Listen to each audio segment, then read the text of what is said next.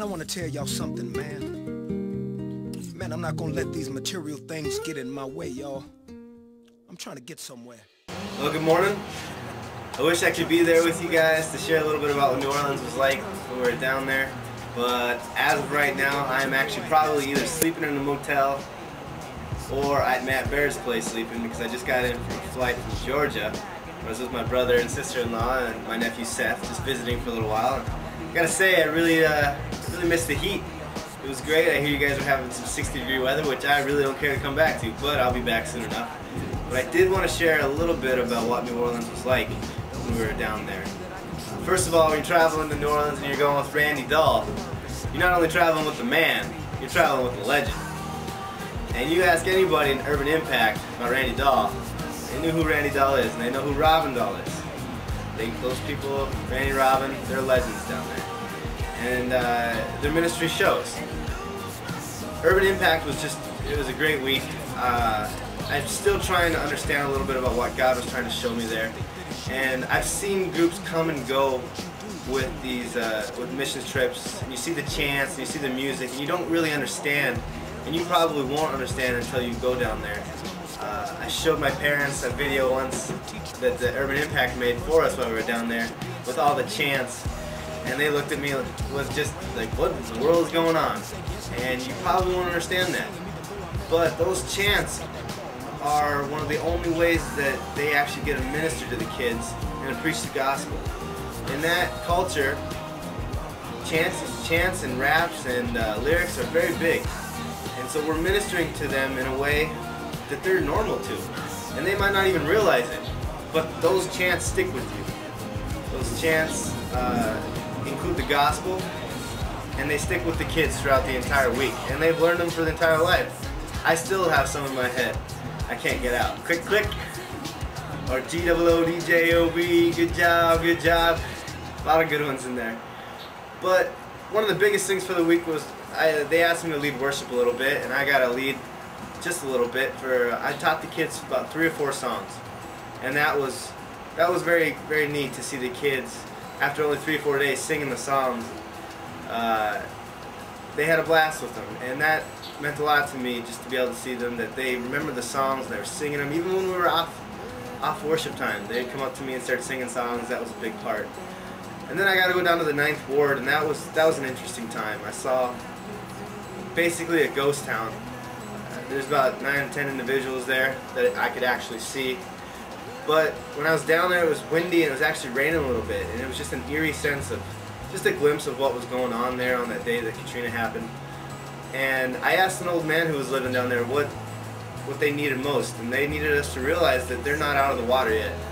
Katrina might have happened 5 years ago, but they still have difficulty down there, and they still need help. And it's difficult to realize in America that a city needs help. Well, it's very true.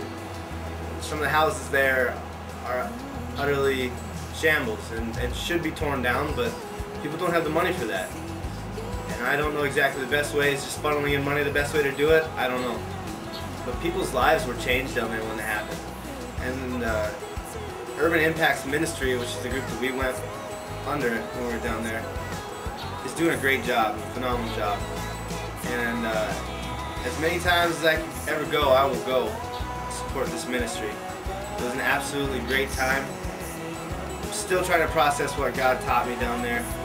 It was very difficult to leave the kids once you saw them, once you saw what kind of lifestyle that they were in. But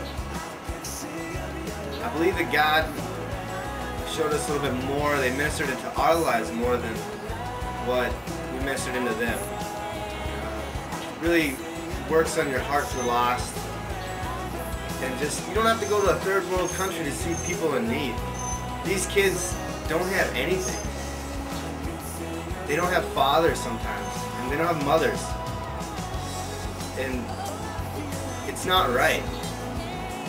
But it's life in America down there.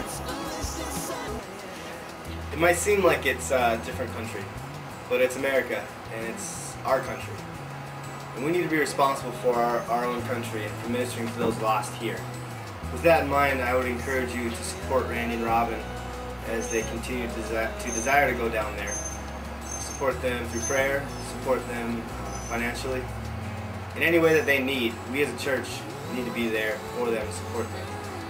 To all the guys that went down there, Andy, Brandon, Dylan, Blake, and Bradley, you guys were awesome. It was a great time with you guys. Anytime we can go again, let's do it in a heartbeat. Robin, I know you did a lot of legwork getting this the week ready for us, and I want to thank you for that, for all your hard work there. Randy, man, thanks for asking me to come. It's always a blast with you. Anytime, say the word, I'll be there. So I just want to say thank you as a church, though, too. With that in mind, though, I gotta get back to vacation, a little bit more of Georgia. I don't mind saying that I got a pool on that side right there that I'm gonna be hitting up here. Let's talk about it. Your boy's been a Christian quite a few years. Victory and faith, but I failed in my fears. I heard a lot of words that have tickled in the ears. That's why I praise God for the word that we adhere. The word became flesh, lived for 30 years. Died at 33, but after days reappeared. Jesus Christ, anointed one, ascended in the ear. Or you could say the air, where the Father made him heir. Of all things, the throne, no, it's more than a chair. But after our redemption, yes, he did take a chair. Greater than the angels, named superior to theirs. This is Hebrews chapter 1, lift your care. I'm leaning to the right, the light is where I'm running. I thought I wanted life, drunk, sex,